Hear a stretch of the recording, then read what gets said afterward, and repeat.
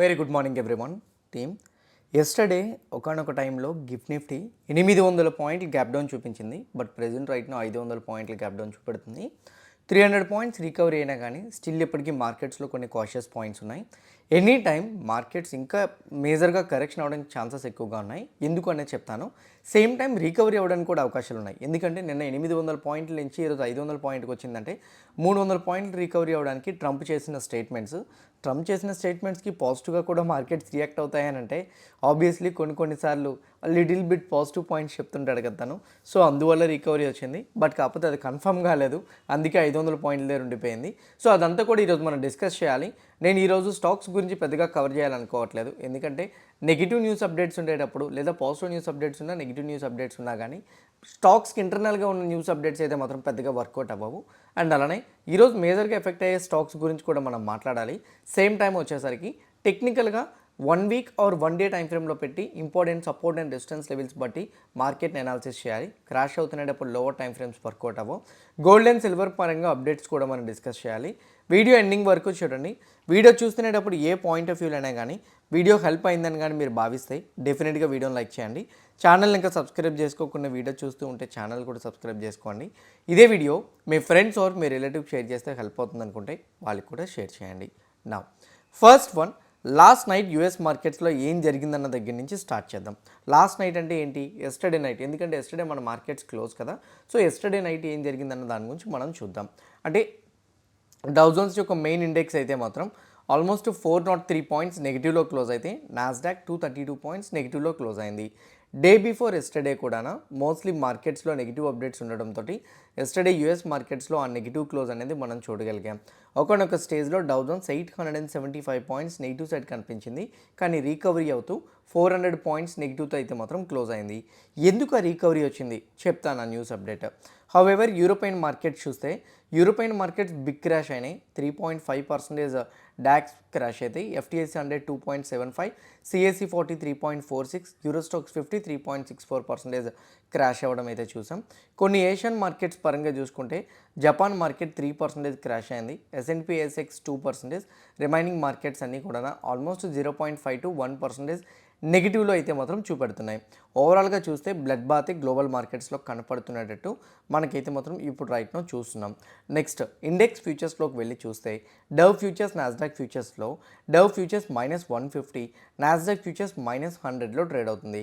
ఎప్పుడైనా గుర్తుపెట్టుకోండి, అక్కడ ఇండెక్స్ నెగిటివ్లో క్లోజ్ అయ్యి ఇక్కడ ఫ్యూచర్స్ మోర్ దెన్ 50% రికవరీ అయితే నెక్స్ట్ ఓపెన్ అయ్యే మార్కెట్ ఫ్యూచర్స్కి రియాక్ట్ అవుతాయి. కానీ ఇక్కడ ఏం జరిగింది, అక్కడ ఇండెక్స్ నెగిటివ్గా క్లోజ్ అయింది, ఇక్కడ ఫ్యూచర్స్ కూడా నెగిటివ్గానే ట్రేడ్ అవుతుంది. రెండు ప్యారలల్గా నెగిటివ్గా ఉంటే అది ఇమీడియట్గా గిఫ్ట్ నిఫ్టీ పైన ఇంపాక్ట్ ఉంటుంది. దాని ప్రకారంగా చూస్తే నిఫ్టీ 24,982 ఇక్కడ క్లోజ్ అయినట్టయితే మాత్రం లాస్ట్ ప్రైజ్ గిఫ్ట్ నిఫ్టీ ఏమో 24,450 దగ్గర చూపెడుతుంది.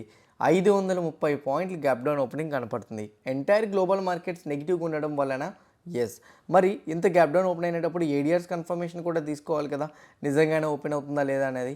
దాని ప్రకారంగా చూస్తే ఏడిఆర్స్లో ఆల్మోస్ట్ ఐసిఐసిఐ బ్యాంక్ అయితే 2% క్రాష్ అయింది, హెచ్డిఎఫ్సి 2% క్రాష్ అయింది, ఐటీ స్టాక్స్ 1.6 0.2% రికవరీ అయినాయి. కానీ ఆ రికవరీ పెద్ద మ్యాటర్ కాదనేది నా పర్సనల్ ఒపీనియన్.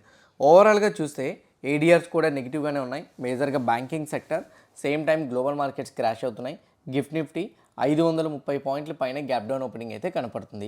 ఇంత హెవీ గ్యాప్ డౌన్స్ మార్కెట్లోని ఎందుకు వచ్చినాయి, అసలు మండే మన మార్కెట్ క్లోజ్ అయిన తర్వాత నుంచి ఏం జరిగింది అన్న దాని గురించి మాట్లాడుకుంటే మీ అందరికీ తెలుసు యుద్ధ తీవ్రత పెరుగుతుందని. యుద్ధ తీవ్రత పెరగడం అంటే ఒకటే, ఇరాన్ వాళ్ళు యూఏఈలో ఉన్న యుఎస్ బేసెస్ ఏవైతే ఉన్నాయో వాటి మీద కంటిన్యూస్ అటాక్స్ చేస్తున్నారు. ఇజ్రాయెల్ వాళ్ళు ఇరాన్ మీద కంటిన్యూస్ అటాక్స్ చేస్తున్నారు.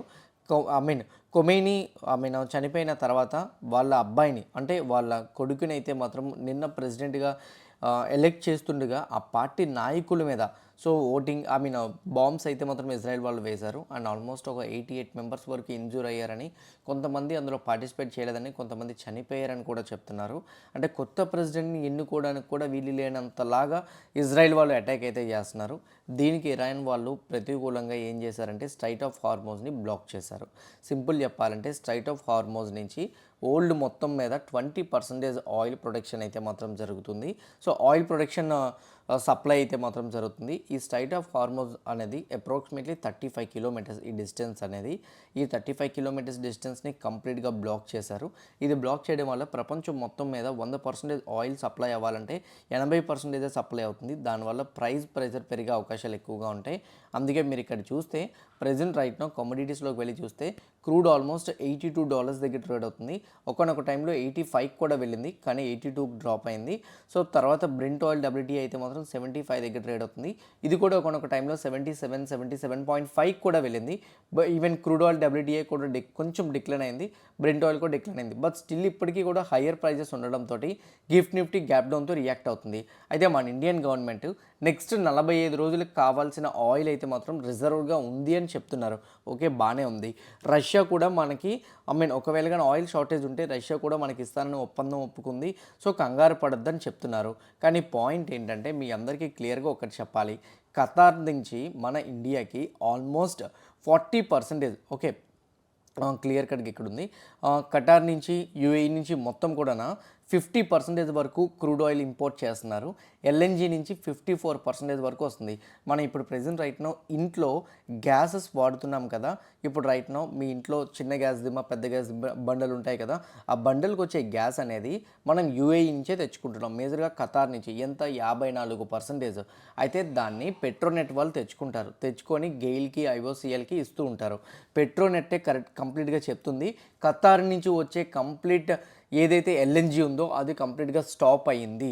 సో స్టాప్ అయిందని చెప్తుంటే గెయిల్ అండ్ IOCL వాళ్ళు అయితే మాత్రం present right now gas supply తగ్గిస్తామని గవర్నమెంట్కి మెన్షన్ చేశారు. ఎంత సప్లై తగ్గిస్తారు? 10 to 40%. అంటే ఇప్పుడు ప్రెజెంట్ రైట్ నో మనకి గ్యాసెస్ షార్టేజ్ వచ్చే ఛాన్సెస్ ఉన్నాయి. ఇంకోటి ఏంటంటే షార్టేజ్ వచ్చినప్పుడు గ్యాస్ దిమ్మ ప్రైజులు 15 నుంచి 30 రూపాయలు పెరుగుతుందని కూడా చెప్తున్నారు. 15 to 30 రూపీస్ ఒక గ్యాస్ దిమ్మ మీద తక్కువ అయ్యి ఉండొచ్చు మీకు, కానీ మల్టిపుల్ గ్యాసెస్ అన్నీ కలిపి క్యాలిక్యులేట్ చేసుకుంటే రెవెన్యూ చాలా వరకు ఎఫెక్ట్ అవుతుంది. సో ఫస్ట్ ఆఫ్ ఆల్ ఇక్కడే మార్కెట్స్కి నెగిటివ్గా రియాక్ట్ అవుతుందని కనపడుతుంది. Energy related stocks IOCL, LNG, Petronet, Reliance ఇవన్నీ కూడా నెగిటివ్గా కరెక్షన్ అవ్వడానికి అవకాశం అయితే మాత్రం ఎక్కువగా ఉన్నాయి. This is the first point అర్థం చేసుకోవాల్సింది. సెకండ్ వన్ ఇంకోటి ఏంటి అని అంటే present right now US Iran war పరంగా క్యాలిక్యులేట్ చేసుకుంటే యాజ్ ఆఫ్ నవ్ అయితే మాత్రం ట్రంప్ నిన్న ఒక మీడియాలో ఒక స్టేట్మెంట్ అయితే ఇచ్చారు. ఆ స్టేట్మెంట్ ఏంటంటే సో నా దగ్గరికి ఇరాన్ వాళ్ళు ఇప్పుడు మీటింగ్ పెట్టుకోవడానికి వస్తానంటున్నారు, ఇప్పుడు పీస్ డీల్ మాట్లాడడానికి వస్తామంటున్నారు. అయితే నాకైతే అది ఇష్టం లేదు, బాగా లేట్ అయింది అని చెప్తున్నారు. అయితే వన్ థింగ్ ఏంటంటే ఇరాన్ వాళ్ళు ఆల్రెడీ క్లియర్గా మేము ఎవరికి రిక్వెస్ట్ చేయలేదు, ఈ వార్ కంటిన్యూ చేస్తాము, US యొక్క వార్ బేసెస్ ఏవైతే ఉన్నాయో వాటన్నిటిని కొట్టేంతవరకు ఇది జరుగుతూనే ఉంటుంది. ఇజ్రాయెల్ యొక్క ప్రెసిడెంట్ నెతన్యాహు ఎవరైతే ఉన్నారో అతన్ని కూడా చంపేస్తామని చెప్పి ఇరాన్ వాళ్ళు వార్నింగ్ అయితే ఇస్తున్నారు. మేబీ ఇదైతే మాత్రం కొన్ని రోజులు కంటిన్యూ అవుతున్నట్టే కనపడుతుంది. మార్కెట్లో బీరిష్ మొమెంటం కంటిన్యూ అవ్వచ్చు. మరి 300 పాయింట్లు నిఫ్టీలో రికవరీ ఎందుకు వచ్చిందంటే గ్లోబల్ పరంగా ట్రంప్ మీద ప్రెజర్ పెరుగుతుంది. ఎందుకంటే పీస్ డీల్ మాట్లాడతానని చెప్పిన పర్సన్ నువ్వే ఈరోజు ఒక యుద్ధానికి దారి తీసావంటే దీనికి ఒక సమాధానం నువ్వే చేయాలి, ఒక అకౌంటబిలిటీ నువ్వే తీసుకోవాలి, ఒక రెస్పాన్సిబిలిటీ నువ్వే తీసుకోవాలని ట్రంప్ మీద ప్రెజర్ పెరగడంతో ట్రంప్ ఒక స్టేట్మెంట్ చేసింది ఏంటంటే సో అందరూ కూడా స్ట్రైట్ ఆఫ్ హార్మోజ్ నుంచి షిప్స్ని కంటిన్యూ చేయండి, ఎనీథింగ్ ఏ షిప్ అయినా కానీ డ్యామేజ్ అయితే మాత్రం ఆ షిప్కి ఇన్సూరెన్స్ నేను ఇస్తాను అని ట్రంప్ అయితే హామీ ఇచ్చిండు.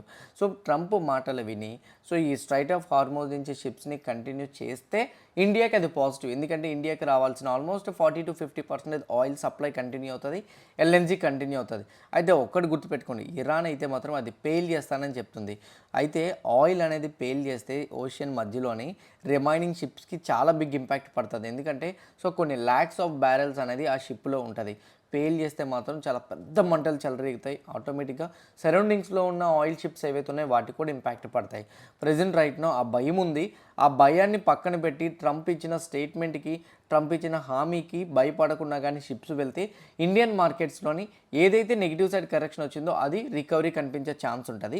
ఈ న్యూస్ ఏ టైంలోనైనా కన్ఫర్మ్ అవ్వచ్చు. ఒకసారి మార్కెట్ అవర్స్లో కూడా ఈ న్యూస్ని ట్రాక్ చేయండి.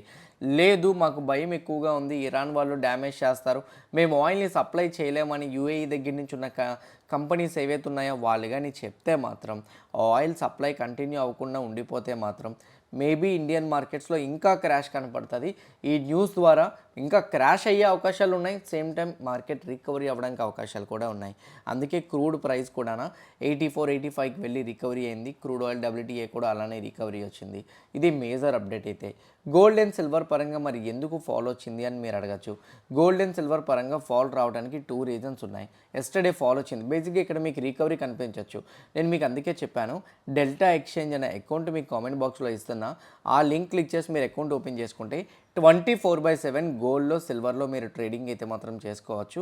రిమెంబర్, గోల్డ్ అండ్ సిల్వర్లో మీరు ట్రేడింగ్ చేసుకుంటునేటప్పుడు ఎవ్రీ మినిట్ మీకు గోల్డ్ చార్ట్స్ అప్డేట్ అవుతుంటాయి కాబట్టి, దాంతోపాటు ఇందులో 50 టైమ్స్ లెవరేజ్ కూడా ఉంటుంది కాబట్టి మీరు ఏ టైంలో ట్రేడ్ చేసుకున్నా కానీ ఇదైతే మీకు హెల్ప్ అవుతుంది అనేది నా ఒపీనియన్. అలానే బిట్ కాయిన్ పరంగా కూడా as of now bitcoin almost 68,000 దగ్గర ఉంది. ఎస్టర్డే యూఎస్ మార్కెట్స్ మరీ హెవీగా క్రాష్ అవ్వలేదు. సో రికవరీ కొంత రాబట్టి బిట్ కాయిన్లో కూడా రికవరీ వచ్చింది. సో గోల్డ్, సిల్వర్, యూఎస్ స్టాక్స్లో, బిట్ కాయిన్స్లో మీరు యాక్టివ్గా ట్రేడ్ చేద్దాం అనుకుంటే మాత్రం కింద కామెంట్ బాక్స్లో డెల్టా ఎక్స్చేంజ్ రిఫరల్ లింక్ ఇచ్చాను. అది క్లిక్ చేసి అకౌంట్ ఓపెన్ చేసుకుంటే ఇందులో మీరు ట్రేడింగ్ అనేది చేసుకోవచ్చు. గోల్డ్ అండ్ సిల్వర్ పరంగా ఎస్టర్డే UAE దగ్గర నుంచి వెళ్తున్న ఫ్లైట్స్లో ఏదైతే గోల్డ్ సప్లై ఉందో అది కంప్లీట్గా స్టాప్ అయింది. అయితే present right now gold bullion మార్కెట్లోని UAE ఒక మేజర్ రోల్ ప్లే చేస్తుంది కాబట్టి ఈ టైంలో బులియన్ మార్కెట్లో కూడా గోల్డ్ షార్టేజ్ వస్తుంది. ఇండియాకి present right now marriage occasions ఉన్నాయి. ఈ టైంలో గోల్డ్ సప్లై తగ్గిపోతే మాత్రం మేజర్గా ఇంపాక్ట్ పడుతుందని కూడా చెప్తున్నారు. ఎస్టర్డే దానివల్ల కొంచెం ఫాలో వచ్చింది అండ్ అనదర్ రీజన్స్ కూడా ఉండుంటాయి. సో ఆ రీజన్స్ వల్ల కూడా ఫాలో అయితే రావచ్చు. బట్ ఈరోజు మళ్ళీ నెగిటివ్ సిచ్యువేషన్స్ స్లోగా రైజ్ అవ్వడంతో గోల్డ్ ప్రైస్లో కొంచెం పాజిటివ్ సైడ్ మొమెంటం అయితే మాత్రం మనం చూడగలుగుతున్నాం. మన ఇండియన్ మార్కెట్స్ పరంగా అంటారా, నాకు తెలిసినంత వరకు ఇండియన్ మార్కెట్స్ అయితే మాత్రం అంటే బిగ్ క్రాష్ వచ్చినప్పుడు ఇంపార్టెంట్ లెవెల్స్ ప్రకారంగా చూసుకోవాలి కాబట్టి నిఫ్టీని నేను 1 వీక్ మారిసిన 1 వీక్ మారిస్తే ఇంకా ఇంపార్టెంట్ సపోర్ట్ లెవెల్స్ కనిపించవచ్చు. మైనర్గా ఒక స్వింగ్ అయితే మాత్రం కనపడుతుంది. ఆ స్వింగ్ ప్రెజెంట్ రైట్ నా ఇవ్వండి. సో రీసెంట్లో 24,340 ఎనీథింగ్ ఈ 340 లెవెల్ కానీ బ్రేక్ అయితే మాత్రం ఫర్దర్గా ఫాల్ రావచ్చు. చూస్తే గ్యాప్ డౌన్ ఓపెనింగ్ దాని దగ్గర ఓపెన్ అవుతున్నట్టు కనపడుతుంది. 340 లెవెల్ కానీ బ్రేక్ అయితే బిగ్ క్రాష్ వస్తుంది. ఎందుకంటే ప్రీవియస్ చార్ట్స్లో చూసుకుంటే పెద్దగా మేజర్ సపోర్ట్ ఏం లేదు. ఆల్మోస్ట్ 23,500 దగ్గర ఉంది. 800 పాయింట్లు ఇంకా నిఫ్టీ ఫాల్ అవ్వచ్చు అదే కానీ జరిగితే మాత్రం. So let's wait and see. ఈ లెవెల్ కానీ బ్రేక్ అయితే మేజర్ ఫాల్ చూడడానికి అవకాశాలు ఎక్కువగా ఉంటాయి. సెన్సెక్స్ ఆల్రెడీ ఒక ఇంపార్టెంట్ సపోర్ట్ లెవెల్ అయితే మాత్రం బ్రేక్ అయిపోయింది. రైట్ నో దాని బిలోనే సెన్సెక్స్ సస్టైన్ అవుతుంది. దాని బిలోనే సెన్సెక్స్ సస్టైన్ అవుతుంది కాబట్టి ఫర్దర్గా మేబీ ఒకవేళ సెన్సెక్స్లో ఫాల్ వస్తే మాత్రం 75,166 మేబీ అక్కడికి వచ్చేస్తుంది అని నేను అనుకుంటున్నా. ఎందుకంటే ఫ్రీ ఫాల్ ఈ జోన్ అనేది. సో మేబీ అక్కడికి రీటెస్ట్ చేయడానికి రావచ్చు బిలో సస్టైన్ అవ్వగలిగితే. When it comes to bank నిఫ్టీకి లాస్ట్ వీక్స్ ప్రీవియస్ వీక్స్లో ఒక స్వింగ్లో ఉంది 57,800. మేబీ బ్యాంక్ నిఫ్టీ 57,800 లెవెల్ని టచ్ చేసే ఛాన్సెస్ అయితే మాత్రం కనపడుతుంది. వెన్ ఇట్ కమ్స్ టు ఫిన్ నిఫ్టీ కూడా ఇంపార్టెంట్ సపోర్ట్ లెవెల్ ఉంది. ఆ సపోర్ట్ లెవెల్ 26,350. ఎనీథింగ్ 26,350 లెవెల్ని రీటెస్ట్ చేస్తే మాత్రం బౌన్స్ అవ్వచ్చు. లేదనుకుంటే మాత్రం అది బ్రేక్ అయితే ఫర్దర్గా 25,500 వరకు ఫాల్ అయితే చూడొచ్చు.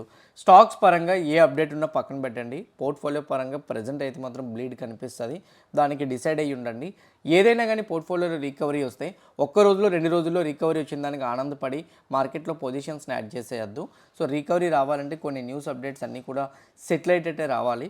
సో ఈ వార్ స్టాప్ అయినంత వరకు మార్కెట్లో ఈ నెగిటివ్ వాలటిలిటీ కంటిన్యూ అవుతుంది అనేది నా personal opinion. Okay, hope clear కట్గా నేను చెప్పిన డేటా పాయింట్స్, ఇచ్చిన అనాలిసిస్, కవర్ చేసిన ఇన్ఫర్మేషన్ అంతా కూడా మీకు హెల్ప్ అయింది అనుకుంటున్నా.